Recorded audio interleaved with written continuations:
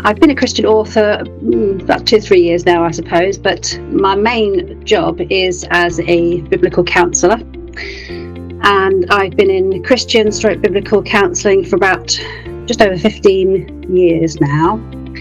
And so my main driver for writing is to try and reach more people, really. Not for more business, I've got plenty of clients. It's because I want people to have access to this kind of help in their own hands and not have to pay a fortune for it. It's really just reintroducing the Bible with the ancient knowledge that's been there all along. But in the last century, I suppose, since the rise of secular psychology, we've lost touch of just how much the Bible can still help us with all these mental health issues. So that's my sort of driving force behind this book. The first part of the book is very much information, background, trying to understand how our minds work, and then how our minds and our thoughts can be addressed by Scripture. So it's a bit sort of theological at times, and people definitely need to have their Bibles handy and be looking up Scripture as we go. There are also, at the end of each chapter, there's a little sort of practical exercise to work through for that week following the reading of the first chapter and the second chapter and so on, so that from the very beginning you begin to get used to practically addressing how we're thinking, how that's affecting your life, your actions, your thoughts, everything that affects how you're feeling. And then we go through several chapters of the book, and eventually at the end get to a 60-day course, a full-on 60-day course, which really is training, because we're talking about renewing the mind a lot in this, and we need therefore to practice that. Renewing the mind is not a one-time read, I've got it, right?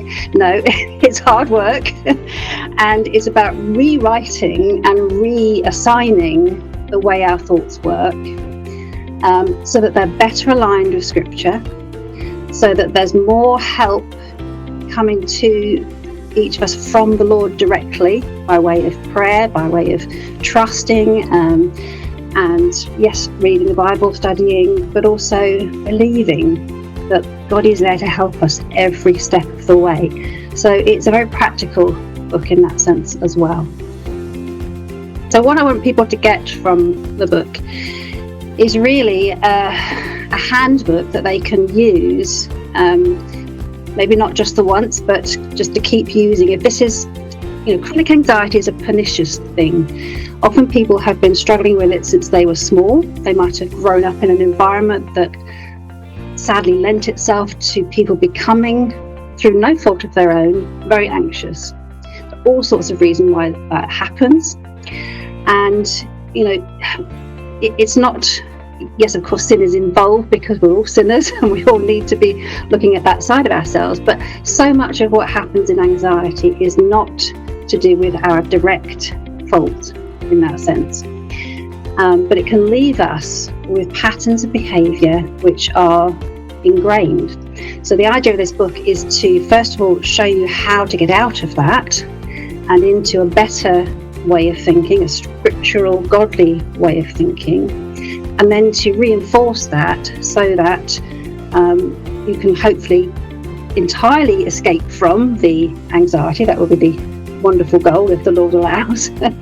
But often it's a question of, we get through a patch and then everything's all right for a while, and then something else happens in life and it all comes crashing back in again, so we have to do it again. Unfortunately, that's the reality of it. Unless the Lord gives a direct cure, which I'm not saying he can't, of course he can if he wishes to, but for most people it's a journey, and it's a hard journey, but it's also potentially a glorious journey because it can lead us closer to the Lord and to that sense of togetherness with Christ every single day and every step of the way. So, if you like, the main goal of this book, if you were going to boil it down to one thing, would be to a better relationship with God.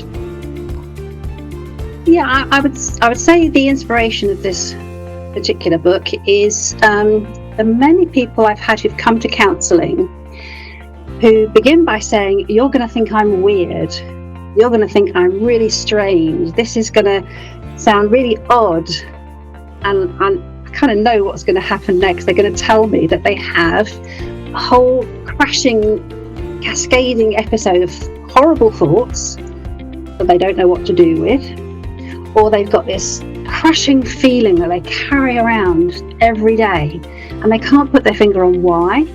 It's just there. And so many people who say that, I know that what they're suffering from is a sort of, well, it is chronic anxiety, but it's that sort of stuckness of not knowing how to get out of a really bad place that they've found themselves in. And I want to say to them, you're not odd, you're not abnormal. You know, this actually happens to a lot of people, but Christians especially aren't very good at talking about it with each other, because we can sometimes think, oh, well, I should be, a light for the Lord, and if I confess that I've got this terrible problem, I won't be seen as a good Christian. And I want to wipe that out the way and say, look, some of the best Christians that you can think of, had this struggle, like John Bunyan, for example. He wrote The Pilgrim's Progress. He suffered from blasphemous thoughts. He was tortured by these things, and yet through reading the Bible, understanding the scriptures, he was able to move on from that and give us one of the most, well, I think it's only the second best-selling book in the world, The Pilgrim's Progress. So John Bunyan being a really famous Christian, I think it's really important, because it means that you can be somebody who is really used by the Lord in ways that are beneficial to so many people, and still have these kinds of issues going on.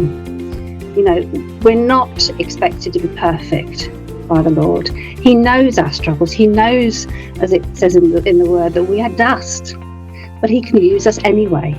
And I want to encourage those people who think they're some kind of second-class Christian because they have all these struggles going on. No, you're not. Absolutely not. And there's loads you can do for the Lord, even so, but there is also help for your struggles. And those can be, really life-changing helps too. Basically, I saw the Good News Bookshop on my Facebook feed. It popped up.